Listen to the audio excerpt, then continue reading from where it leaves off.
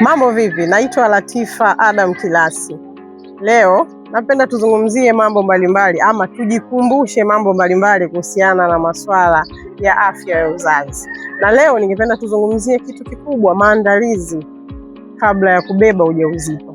Watu wote tunajua hatutakiwi kubeba ujauzito tu, yani kuna ile kawaida mtu anatokea anakuambia nimekuja kugundua kwamba nina ujauzito wa miezi miwili.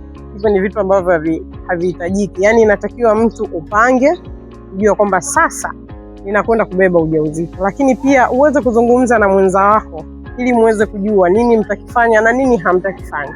Lakini pia kwa mama ambaye unatarajia kubeba ujauzito, kuna vitu vya kufanya kabla ya kubeba ujauzito, maandalizi ya mapema. Maandalizi haya ni kama maandalizi gani?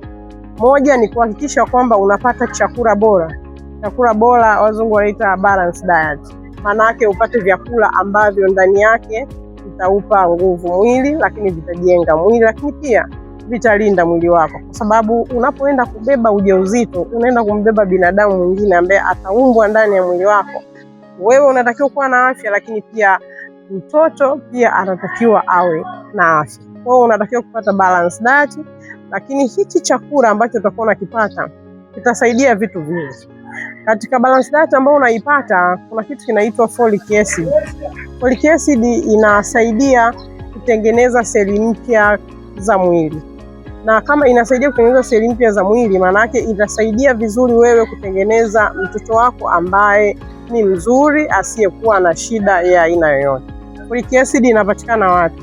Folic acid inapatikana kwenye mboga za majani.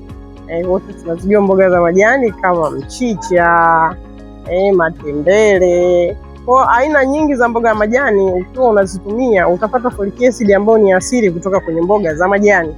Lakini pia kuna folic acid ambayo ni vidonge, unaweza ukanywa.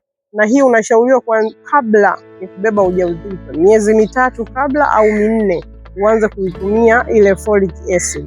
Folic acid inasaidia kutengeneza mtoto mzuri. Pia tunasema kutengeneza mtoto anaanza kutengenezwa mapema baada ya ujauzito kutunga. Wiki ya 3 mpaka ya 4 ni wakati ambapo ubongo pamoja na uti wa mgongo wa mtoto ndipo ambapo unakuwa unatengenezwa.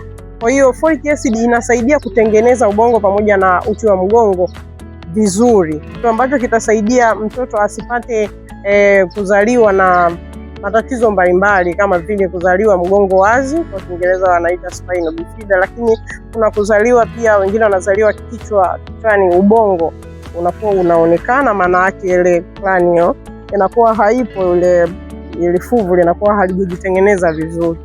Kwa kuepusha vitu kama hivyo, lakini pia ulemavu wa aina mbalimbali ambao watoto wanakuwa wanaupata, inakuwa ni kutokana na kwamba kuna vitu vinakuwa vimekosekana katika mwili. Ni sawa tu, tutolee mfano, wewe unajenga nyumba na umeambiwa kwamba labda unatakiwa kuweka simenti mifuko 3 kwenye ule mchanga ili uweze kutengeneza tofali nzuri. Wewe ukaweka mfuko mmoja. Kwa tunategemea kwamba utatoa tofali ambazo hazitakuwa imara, zitakuwa zinaweza kazi zinamong'onyoka.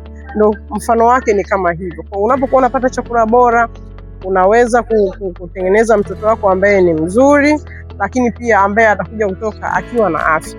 Lakini pia kabla haujabeba ujauzito, unashauriwa kama ulikuwa unakunywa pombe, ni vizuri ukaacha, kwa sababu pia pombe ina madhara kwenye upande wa afya ya mama, kwa sababu inaharibu mpangilio mzuri wa homoni.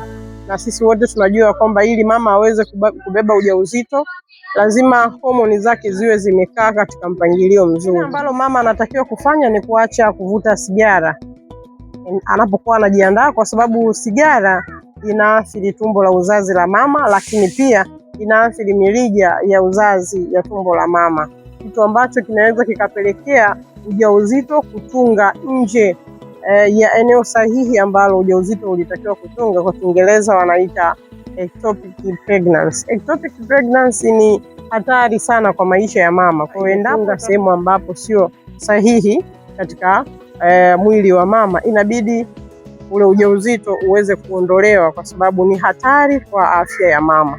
Hivyo ni kati ya vile tu ambavyo mama anatakiwa kuvifahamu, lakini kikubwa pia ni kukaa chini, kuwa na mazungumzo mazuri na mwenza wako, kwa sababu safari ya ujauzito sio safari ya mama peke yake, ni safari ya baba pamoja na mama. Uzazi salama, uzazi ni furaha.